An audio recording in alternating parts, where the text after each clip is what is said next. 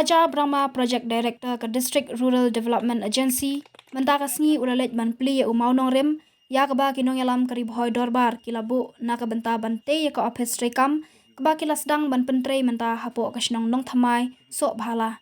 Haba pli ute umau nong rem la sakhiru de kajingdon uba RB Shadap President ke Ribhoi Dorbar haringkat kajingdon uba donlang sok klet Vice Chairman ke MREGC uba GS Shadap General Secretary ke Ribhoi Dorbar lembat kiwe kinongkit kam jong ketik kenhun. Na kajing keren jong Raja Brahma lembat kinongkit kam ke Ribhoi Dorbar kila penpau bakajing sengungu ke baningkong ya u Dr. WR Khaluki MP ke Raja Sabha namar deling ba kajing Arab jong u ban Pynioh skim kebala penlong ya ke Ribhoi Dorbar bahkan sayo ya ke Ophis Treikam kebala bu ya kajing penmang hadu shipholak tingkah.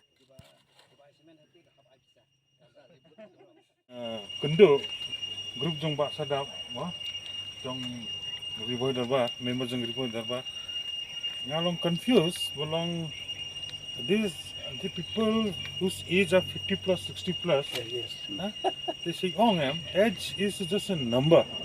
It's a mind and brain. They're young, dynamic, and they walk like extraordinary people. Nado belong video uba sadap awan orang ngala ada bio taka sanction Sir Dr. WR Khaluki ada sanction mengenai ribu. Tengah aku mau video ru nado mencuangi ni wat lat ke skim ni ngin pinkop men ai Dorbar takitian melong Ribhoi Dorbar.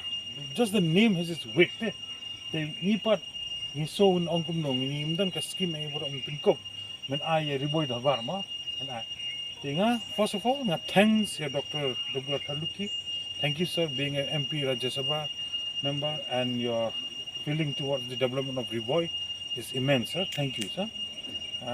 Kumba who adopt Segi village for Molinde bring but Treikam sir belong Sarkeva is beyond my imagination. Like one rat development, but coordination kumba block Segi village, which is zero funded along Mantangi land target belong it is 100 crore projects.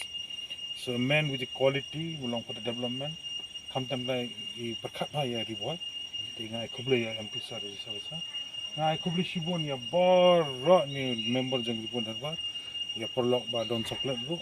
Ya come time like video ru dan ne jiwi. Ya bora. Tinga kemen mentas ni dan rangkat dan PI yang a lot min play bo mau ngrim hang ni. Jadi it will be a memorable, day for me in my lifetime. It is a history making for me. I am part of it. The laying foundation stone for Ribhoi Dorbar is just a beginning. Let the project complete in as per the Ophis. Then the things will follow. I'm very sure many other other projects like concrete parking for sanitation toilet, your electrification for solar and all will be in the pipeline for water supply. We'll see it. Whatever we can incorporate, we'll help you. Since the name itself belongs Kumba Ribhoi Dorbar, it's not only an asset to the headman, Kumba member jang, but it's an asset jang the Ribhoi.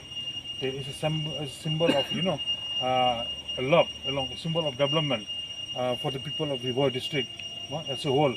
And being a senior members from the Ribhoi Dorbar, we and myself PD from the district administration on behalf of all, we are with you for the development and the coordination with you. We hope that the project goes well and we are always there to help.